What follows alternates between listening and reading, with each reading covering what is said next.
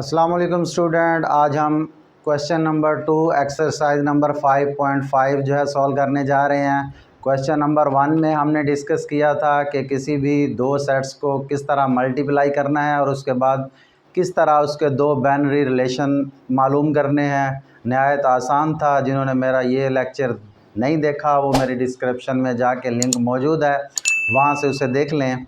बहुत ही ईजी है to binary relation बनाना। और लेकिन इस क्वेश्चन में भी हम बाइनरी रिलेशन बनाएंगे, लेकिन इसके साथ साथ हम क्वेश्चन की डिमांड है कि हमें जो है डोमेन एंड रेंज भी बताएं कि जो बाइनरी रिलेशन हमने दो बनाए हैं उनकी डोमेन और रेंज क्या है। तो चलो चलते हैं सवाल की तरफ। देखें बेटा, यहाँ पे हमारे पास एक सेट है वाई सेट जिसके अंदर 3 रुकन हैं, -2, 1 और 2। तो यहाँ पे हमने मालूम करना है y क्रॉस y, यानी y को मल्टीप्लाई y से ही करना है। और पहला हमारा जो है क्वेश्चन ये है। दूसरा उसका पार्ट है कि इसके जो दो बाइनरी रिलेशन निकालेंगे, फिर उसकी डोमेन और रेंज भी बतानी है। तो बेटा अब सबसे पहले हम y क्रॉस y कर लेते हैं। y क्रॉस y जैसा कि हमने एक्सरसाइज नंबर 5.4 में पढ़ा था, उसका क्वेश्चन नंबर 2 में था कि y ज़रब y, यानी एक सेट है उसको उसी सेट से ही ज़रब दे देनी है। तो यानी कि ये सेट 2 मरतबा है, इसे अपने आप से ही ज़रब दे देनी है। तो वो देखें कैसे बनेगा। इसके बाइनरी रिलेशन बनाने के लिए इसके सेट्स कैसे बनेंगे। 2 -2 क्योंकि -2 ने इसी से लेना है, फिर -2 1, फिर -2 2। इस तरह -2 ने अपने ही दूसरे y के सबसे ज़रब ले ली। अब 1 की बारी, 1 -2, अब नीचे चलते जाएंगे 1 1 और 1 2। इसी तरह 2 के बाद अब 1 के बाद अब 2 की बारी है, 2 -2, उसके बाद 2 1 और 2 2। तो ये हमारे पास y ज़रब y वाला सेट हासिल हो गया है। अब इसमें से हमने जो है दो बाइनरी रिलेशन लेने हैं, फिर उनकी डोमेन और रेंज भी बतानी है।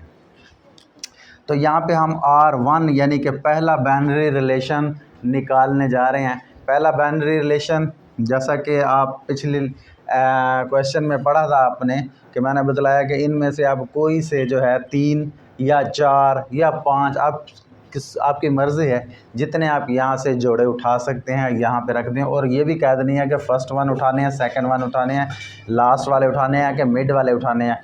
कोई भी रकमें उठा लें। मिसाल के तौर पे मैं ये वाली, ये वाली, ये वाली और ये वाली उठा रहा हूँ।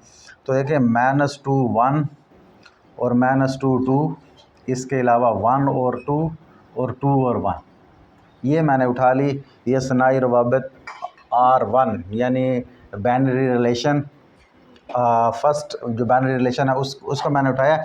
अब यहाँ पे इसके डोमेन और रेंज बताने हैं। अब इसी के निकाल लेंगे, फिर उसके बाद दूसरा बाइनरी रिलेशन R2 को डिस्कस करेंगे। अब डोमेन और रेंज निकालने, यही इस क्वेश्चन में ज़्यादा है अजाफी चीज़, बाकी तो आप जानते हैं। डोमेन ऑफ R1 के डोमेन बतानी है और रेंज ऑफ R1 और R1 की रेंज भी बतानी है। तो डोमेन निकालना इंतहाई आसान है। देखें जो हमारे पास ये जोड़े हासिल हुए हैं, इनके जो फर्स्ट वन एलिमेंट है यानी पहले ये -2 है, ये भी -2 है, ये 1 है, ये 2 है। तो इन दोनों फर्स्ट वन वालों को डोमेन में लिख दें। -2 है और उसके अलावा 1 है और उसके अलावा 2 है, ये हमारी डोमेन निकल गई। उसके बाद अभी हम रेंज निकालेंगे। रेंज में देखें 1 है, 2 है, 2 है, 1 है, यानी 1 और 2 यार है। तो ये हमारी इसकी रेंज आ गई है। तो देखें बाइनरी रिलेशन R1 जो था उसकी डोमेन और रेंज निकालना क्या कोई मुश्किल काम था? नहीं, बहुत इजी क्वेश्चन था। इसी तरह इसका R2 है। R2 के लिए हम सेकंड बोर्ड पे करते हैं। R2 लेना है। R2 के लिए हम कोई भी y ज़रब y में से कोई भी जो है जोड़ा ले सकते हैं।